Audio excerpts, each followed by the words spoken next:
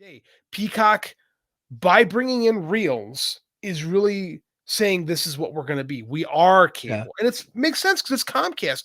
Comcast is evolving their former business model, right? Mm-hmm.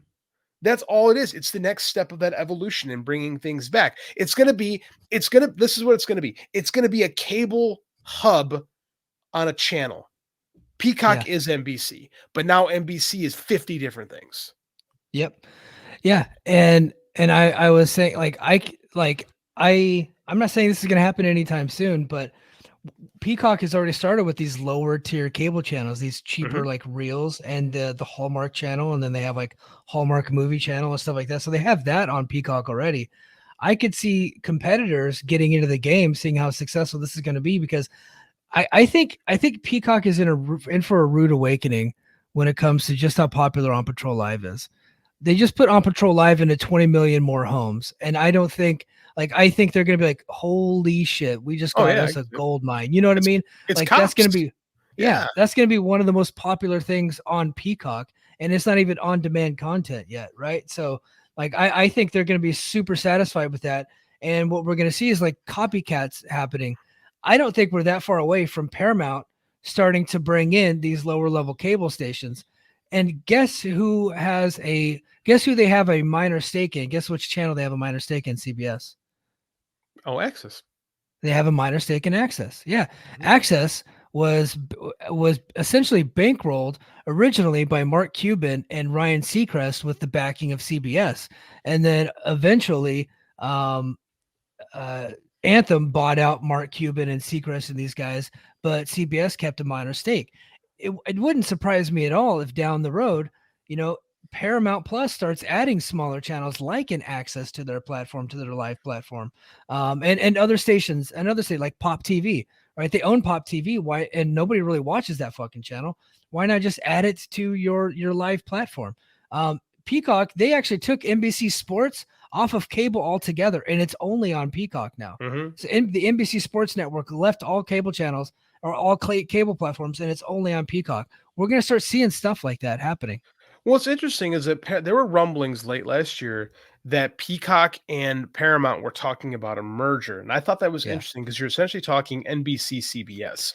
Like you're talking the first two linear, or I should say broadcast channels in the United States. So I was like, ooh, this would be wild if that happened. It seems to be those talks died down. I don't know, because that's like, you're talking about monopoly, right? Yeah. Like those are major. I mean, like they didn't let Sinclair buy Tribune, the government specifically. So I was like, let's see where this goes. And talk of that has died down. So I don't know. Paramount's an interesting one because they're like the smallest player for the longest time. They seem to be building back up. I mean, again, the problem is everybody's spending so much and those leashes are starting to tighten. And what does that mean? And I don't know. I don't know there.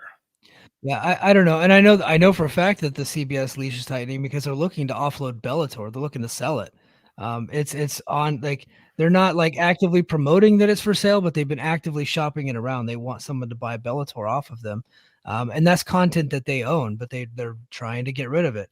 They've kind of cut down on some of their boxing content too. Like ESPN Plus actually had the Jake Paul fight and not Showtime, which Showtime had been doing the Jake Paul fights here recently. So I could see them kind of going away from that and producing cheaper content just to host on Paramount Plus.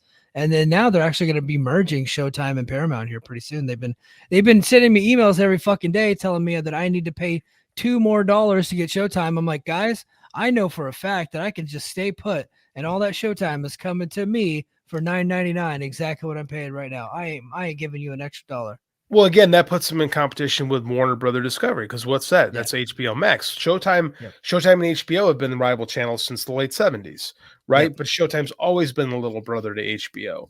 So that makes perfect sense. Is if you bring Showtime into Paramount, you get rid of the Showtime brand because it's RC Cola, really, right?